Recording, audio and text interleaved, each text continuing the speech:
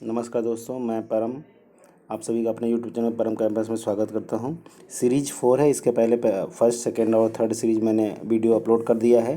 तो आइए शुरू करते हैं इस सीरीज को और पूरा अंत तक देखेंगे। एक से बढ़कर एक बढ़िया क्वेश्चन लाया हूँ मैं सीरीज में। पहला क्वेश्चन है, दुस्तर में कौन सी संधि है? दुस्तर में कौन संधि? भाई देखिए, याद रखिएगा, अगर किसी भी शब्द के पहले निस लिखा हो या दुस लिखा हो तो उसमें कौन सी संधि होगी? विसर्ग संधि होगी। इसके अलावा अगर निर लिखा होगा तो भी विसर्ग संधि होगी, या दुस लिखा होगा तो भी कौन संधि होगी? विसर्ग संधि होगी। तो देखिए, इसमें दुस लिखा हुआ है तो इसलिए कौन संधि हो जाएगी? विसर्ग संधि होगी। और इसका संधि विच्छेद क्या होगा? इसका संधि विच्छेद होगा दुह प्लस तर। क्या हो जाएगा? दुह प्लस तर हो जाएगा। अगला क्वेश्चन देखते हैं। अगला क्वेश्चन है, निम्न पंक्तियों में से कौन सा रस है? प्रीतम हम मीचत तिया पानी परस सुख पाए, जानी पिछानी अजान लो नेग न हो तिलक खाए।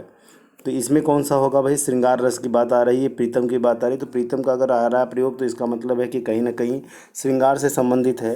इसलिए इसमें कौन सा रस होगा? संयोग श्रृंगार रस होगा। कौन सा श्रृंगार रस होगा भाई? संयोग श्रृंगार रस होगा। कौन सा श्रृंगार रस होगा? संयोग श्रृंगार रस होगा। इसलिए विकल्प कौन सही है? बी विकल्प आपका सही है। अगला क्वेश्चन देखिए।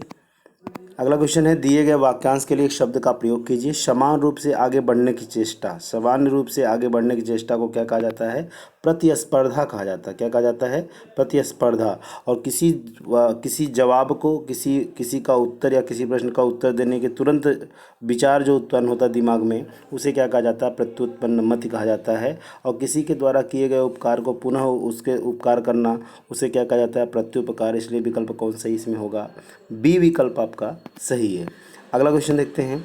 अगला क्वेश्चन है, नराधम का विलोम क्या होगा? नराधम का मतलब होता है पापी आदमी। तो इसका विलोम क्या हो जाएगा? नरपुंगव।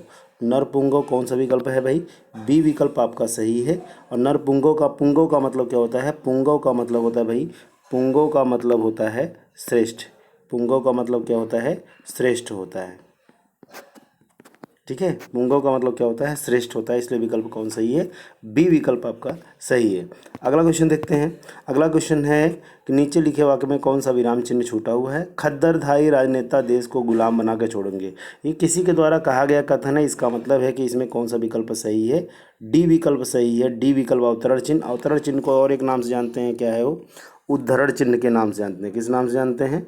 उद्धरण चिन्ह के नाम से जानते हैं। अगला क्वेश्चन है, सुरभि, सौरभ, सुवास किसके पर्यायवाची शब्द है? सुरभि, सौरभ और सुवास ये तीनों हैं किसके पर्यायवाची भाई? सुगंध के पर्यायवाची हैं। किसके पर्यायवाची हैं? सुगंध के पर्यायवाची। इसलिए कौन विकल्प हो सही होगा? बी विकल्प सही होगा। देखिए, मुकुर की बात करें तो मुकुर का मतलब होता है शीशा या दर्पण। मुकुर का मतलब क्या होता है? मुकुर का मतलब क्या होता है भाई? दर्पण होता है। ठीक है, अगला क्वेश्चन देखें। अगला क्वेश्चन है,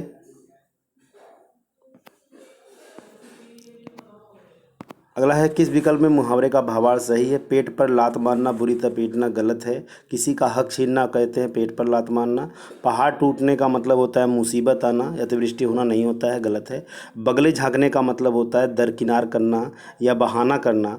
इसलिए इसमें तीनों विकल्प गलत हैं। तो विकल्प है सही कौन सा? डी विकल्प सही है। और इसका मतलब क्या होता है? नाक का बाल होने का मतलब होता है अत्यधिक घनिष्ठ या प्रिय व्यक्ति होना।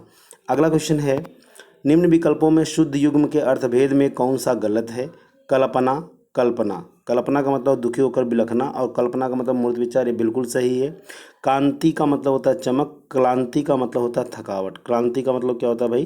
क्लांति का मतलब होता है थकावट होता है। तो ये याद रखिएगा, बड़ा इंपॉर्टेंट भी है।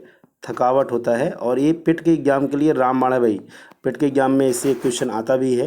तो क्लांति का मतलब क्या होता है? थकावट होता है। कांति का मतलब चमक होता है। जबकि यहाँ पे ख्याति लिखा हुआ है, इसलिए विकल्प कौन सही है? बी विकल्प आपका सही है। अगला क्वेश्चन देखते हैं। अगला है, उल्लेख अलंकार का उदाहरण है। उल्लेख अलंकार का उदाहरण। उल्लेख अलंकार का मतलब होता है जहाँ किसी एक व्यक्ति या वस्तु का वर्णन अनेक प्रकार से किया जाए उसे क्या कहा जाता है, उल्लेख अलंकार कहा जाता है। तो आप देखिए मौसम कौन कुटिल खल कामी, इसमें तो आपका जो है कि उपमा अलंकार है। तापस बालासी, इसमें भी उपमा अलंकार है। चरण कमल बंदो हरिराई, इसमें रूपक अलंकार है। तो विकल्प कौन सही हो जाएगा, डी विकल्प सही है, नवल सुंदर श्याम शरीर। तो यहाँ पे शरीर को नवल भी कहा गया है, सुंदर भी कहा गया है, श्याम भी कहा गया है, यानी शरीर को 3 नामों से पुकारा गया है, इसलिए विकल्प कौन सही है, डी विकल्प सही है। अगला क्वेश्चन है, सुधा ने खाना बनाया, इस वाक्य में काल है। सुधा ने खाना बनाया, इस वाक्य में क्या काल है भाई, इसमें सामान्य भूतकाल है। कौन सा काल है, सामान्य भूतकाल। वाक्य के अंत में ता था ती थी ते थे आए या ई ए आए तो उसमें कौन सा काल माना जाता है, सामान्य भूतकाल माना जाता है, इसलिए विकल्प ए सही है। अगला क्वेश्चन है, यहाँ भीतर यहाँ वहाँ भीतर बाहर में कौन सा क्रिया विशेषण है।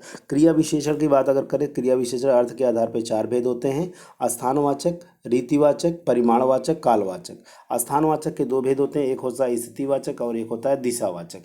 ठीक है, तो यहाँ वहाँ भीतर और बाहर की अगर बात करें तो ये स्थितिवाचक है। कौन सा है, स्थितिवाचक, इसका मतलब विकल्प कौन सही है, बी विकल्प सही है। अगला क्वेश्चन है, अगला है, निम्नलिखित में से किस एक विकल्प में सभी पर्यायवाची शब्द हैं। औषध, दवा, भेषज, इन तीनों की बात करें तो ये तीनों जो है दवा के पर्यायवाची हैं, लेकिन वैद्य दवा का पर्यायवाची तो है नहीं भाई, तो डॉक्टर होता है।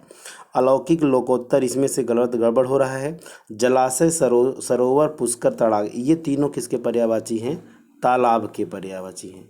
किसके पर्यायवाची हैं भाई, तालाब के पर्यायवाची हैं, इसलिए विकल्प कौन सही है, विकल्प सी सही है। ठीक, अगला क्वेश्चन है, इनमें से एक वाक्य अशुद्ध है। मैं आपके दर्शन करने आया है, गलत है भाई, मैं आपके दर्शन करने आया हूँ। ठीक है, तो इसका मतलब कौन सा विकल्प सही हो जाएगा, ए विकल्प आपका सही है। बाकी जितने भी विकल्प हैं वो सब के सब शुद्ध वाक्य के रूप में हैं। पहला ऐसा है जो वाक्य अशुद्ध वाक्य है। अगला क्वेश्चन देखते हैं, श्रद्धा का शुद्धवर्तनी विश्लेषण क्या होगा। श्रद्धा को अगर तोड़ा जाए तो आधा श प्लस आधा र प्लस अ, ये सही है। उसके बाद आधा द प्लस आधा ध प्लस आ होगा, यानी विकल्प कौन सही है, ए विकल्प ही सही है। ठीक, अगला क्वेश्चन देखें, खाक डाले चाँद नहीं छिपता। खाक डाले का मतलब अरे भाई थोड़ा सा कचरा डालने से कोई चीज़, अच्छी चीज़ थोड़ी छुप जाती है, यानी कहने का मतलब ये है कि अच्छे आदमी की निंदा करने से उसका कुछ नहीं बिगड़ता, इसलिए विकल्प कौन सही है, डी विकल्प। ये चीज़ नहीं होता कि कहते हैं कि समुंदर से 1 लोटा पानी निकालने समुंदर की वैल्यू कम नहीं हो जाती या समुंदर का नुकसान नहीं हो पाता, ठीक वैसा ही है कि अच्छे आदमी को निंदा करने से उसका कुछ नहीं बिगड़ता। अगला देखिए, अगला है, निम्नलिखित वाक्यों में से संदेहवाचक वाक्य का चयन कीजिए। संदेहवाचक वाक्य मतलब जिसमें संदेह हो। अगर याद रखिएगा, वाक्य के अंत में या होगा, ई होगी, ये होंगे, या ता होगा, ती होगी, ते होंगे। ठीक है, इनमें से कोई भी वाक्य का रूप आता है तो उसमें कौन सा होगा, संदेहवाचक वाक्य होगा। इसका मतलब विकल्प कौन सही है, बी विकल्प सही है। अगला क्वेश्चन है, लहंदा किस स्थान को की भाषा है। को लिखा हुआ है, गलत है, वो की होगा। ठीक है, लहंदा किस स्थान की भाषा है। लहंदा भैया पश्चिमी पंजाब की है, जो कहाँ बोला जाता है, जो कहाँ पड़ता है भैया, पाकिस्तान में पड़ता है। कहाँ पड़ता है, पाकिस्तान में पड़ता है, लाहौर के, समझ लीजिए लाहौर में पड़ता है। तो लहंदा को लहंदा नाम किसने दिया था, लहंदा नाम दिया था डॉक्टर जॉर्ज अब्राहम ग्रियर्सन ने। और ये पाकिस्तान की बोली है जो लाहौर में बोली जाती है, पश्चिमी पंजाब में बोली जाती है। इसका दूसरा नाम, पूर्ण नाम क्या है, लहंददी बोली, यानी सूर्यास्त दिशा की भाषा। ठीक, अगला है, अगला क्वेश्चन है भाई, अच्छा इसको टिक मैंने नहीं किया था, टिक कर देता हूँ, तो इसमें कौन सही हो जाएगा, बी सही है। ठीक है, अगला क्वेश्चन है, दिग्भ्रम का संधि विच्छेद क्या हो। दिग्भ्रम, दिग लिखा हुआ है तो इसका मतलब इसका संधि विच्छेद क्या हो जाएगा, दिक प्लस भ्रम, यानी विकल्प कौन सही है, ए विकल्प सही है। ठीक, अगला क्वेश्चन देखते हैं। अगला क्वेश्चन है, लोकोक्ति पूर्ण स्वतंत्र होती है। बात तो सही है भाई, लेकिन जबकि मुहावरा डॉट डॉट डॉट ये यानी यहाँ भरना है, क्या भरना होगा, याद रखिएगा, लोकोक्ति स्वतंत्र वाक्य होती है लेकिन मुहावरा वाक्यांश होता है। इसका मतलब विकल्प कौन सही है, बी विकल्प सही है। मुहावरा क्या होता है, वाक्यांश होता है। अगला क्वेश्चन देखिए, अगला क्वेश्चन है, चिकनाई में प्रत्यय है। चिकनाई में ई प्रत्यय है भाई, चिकनाई में ई प्रत्यय है, भलाई में ई प्रत्यय है, सच्चाई में ई प्रत्यय है। लेकिन जब भी आपसे पूछे पढ़ाई में कौन सा प्रत्यय, तब आप बताइएगा आई प्रत्यय, लिखाई में आई प्रत्यय है। ठीक, लेकिन भलाई, चिकनाई और जो है सच्चाई, बुराई, अच्छाई, इन सब में ई प्रत्यय माना जाता है। तो इसलिए विकल्प कौन सही है, बी विकल्प सही है। अगला क्वेश्चन है, निम्न में से एक युग्म विपरीतार्थक है, उसे चुनिए। कोमल का मृदुल, ये गलत है। क्रय का विक्रय यही सही है। क्रय का क्या होता है भाई, विक्रय होता है, घर का आवास गलत है, कोप का क्रोध ये भी गलत है क्योंकि ये सिमिलर हैं, इनके अर्थ में कोई परिवर्तन नहीं है। अगला देखिए, निम्न में से कर्तृवाच्य कौन सा होगा। कर्तृवाच्य उमेश से हंसा गया, इसमें तो जो है कि भाववाच्य है।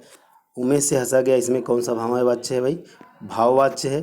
अगर आप गाना गाइए, इसी में होगा क्या, इसी में आपका क्या हो जाएगा, कर्तृवाच्य हो गया, यानी विकल्प कौन सही है, बी विकल्प सही है। अगला देखिए, किस वाक्य में अपादान कारक है, मुझे अपनी कमाई से खाना मिलता है, इसमें तो भैया करण है। साधु की संगत से बुद्धि सुधरती है, इसमें भी करण है। नर्मदा अमर कंटक से निकलती है, अगर कहीं भी जो है कि उद्भव का बोध हो, किसका बोध हो, उद्भव का बोध हो, तो समझ लीजिएगा उसमें कौन सा कारक होगा, अपादान कारक होगा, यानी नर्मदा अमरकंटक से निकलती है, गंगा हिमालय से निकलती है, ऐसा प्रश्न आता है तो समझ लीजिएगा उसमें कौन सा होगा, अपादान कारक होगा। अगला क्वेश्चन है, उसने मुझे जो पुस्तक दी वह तुम्हारी, इस वाक्य में सर्वनामों की संख्या कितनी। देखिए, उसने 1 हो गया, मुझे 2 हो गया, जो 3 हो गया, वह 4 हो गया, तुम्हारी 5 हो गया, इसका मतलब 5 हैं। कितने हैं, 5 सर्वनाम है, इसलिए विकल्प कौन सही है, ए विकल्प सही है। अगला क्वेश्चन है, मैथिली भोजपुरी मगही बोलियाँ किसके अंतर्गत है, बिहार की हैं, तो भैया बिहारी हिंदी के अंतर्गत आएंगी, क्योंकि ये सारी बिहार में बोली जाती है। भोजपुरी इकलौती ऐसी है जो बिहार और यूपी में दोनों जगह बोली जाती है, इसका मतलब विकल्प कौन सही है, डी विकल्प सही है। अगला क्वेश्चन है, बालिका अपनी कक्षा में शांतिपूर्वक बैठती, वाक्य में शांतिपूर्वक शब्द क्या है। शांतिपूर्वक रीतिवाचक क्रिया विशेषण है, याद रखना भैया, कैसा का प्रश्न करने पर जो उत्तर मिलता है उसमें हमेशा क्या होता है, रीतिवाचक क्रिया विशेषण। कैसे बैठती भैया, शांतिपूर्वक। कैसे बोलता है, कैसे जानता है, भली भांति जानता है। कैसे गिर पड़ा, एकाएक गिर पड़ा। कैसे चलता है, अचानक चलता है। ठीक है, ऐसा अगर शब्द आता है तो समझ लीजिएगा वहाँ पे क्या हो जाएगा, रीतिवाचक क्रिया विशेषण, इसलिए विकल्प कौन सही है, बी विकल्प सही है। अगला क्वेश्चन है, निम्न पंक्तियों में से कौन सा अलंकार है, को तुम है घनश्याम हम तो बरसों कित जाए, नहीं मनमोहन हो प्रिय फिर क्यों पकड़त पाएं। तो इसका मतलब है इसमें कौन सा अलंकार होगा भैया, वक्रोक्ति अलंकार। जहाँ वक्ता द्वारा कही गई बात का श्रोता वास्तविक अर्थ न समझकर अन्य अर्थ समझ लेता है, वहाँ कौन सा अलंकार होता है, वक्रोक्ति अलंकार। तो इसमें वक्रोक्ति अलंकार है। ठीक है, अगला क्वेश्चन है, धनंजय का पर्याय, धनंजय कहा जाता है अर्जुन को, और गुडाकेश भी किसको कहा जाता है, अर्जुन को कहा जाता है। इसका मतलब गुडाकेश धनंजय का पर्यायवाची हो गया, इसलिए विकल्प कौन सही है, ए सही है। मृत्युंजय कहते हैं किसको, मृत्युंजय कहा जाता है शिव जी को। अगला क्वेश्चन है, तो इनमें से एक मिश्र वाक्य है, यह सब मेरी अनुपस्थिति में हुआ। अरे भाई, तो साधारण वाक्य हो गया, वह धनी है पर लोग ऐसा नहीं समझते, तो ये तो हो गया संयुक्त वाक्य। वह दंड से बचना चाहता था इसलिए भाग गया, ये भी संयुक्त वाक्य है। आशा है कि, यहाँ पे देखो भैया की आ गया, अगर की आ जाए तो समझ लो कौन सा होगा, मिश्र वाक्य। इसका मतलब कौन सही है, डी विकल्प सही है। अगला क्वेश्चन है, शून्य और शक्ति नामक निबंध के रचनाकार कौन है। शून्य और शक्ति नामक निबंध के रचनाकार हैं सूर्यकांत त्रिपाठी निराला जी हैं, जिन्हें क्रांतिकारी कवि के नाम से भी जाना जाता है। अगला क्वेश्चन है, चकवा का तत्सम क्या होगा। चकवा का तत्सम होता है चक्रवाक। क्या होता है भाई, चक्रवाक होता है, तो ये इसलिए ये सही हो जाएगा। चकवा का तत्सम क्या होता है, चक्रवाक होता है। बहुत इंपॉर्टेंट भी है, याद रखना भैया, अगर आर ओ तैयारी कर रहे हो या यूपीपी कर रहे हो तो। चलिए, आज के लिए इतना ही दोस्तों, आप सभी को मेरी तरफ से थैंक यू। वीडियो अच्छा लगा तो शेयर करेंगे, चैनल को अगर पहली बार देख रहे हैं तो सब्सक्राइब कर लीजिए। मिलते हैं अगले वीडियो में, तब तक के लिए नमस्कार।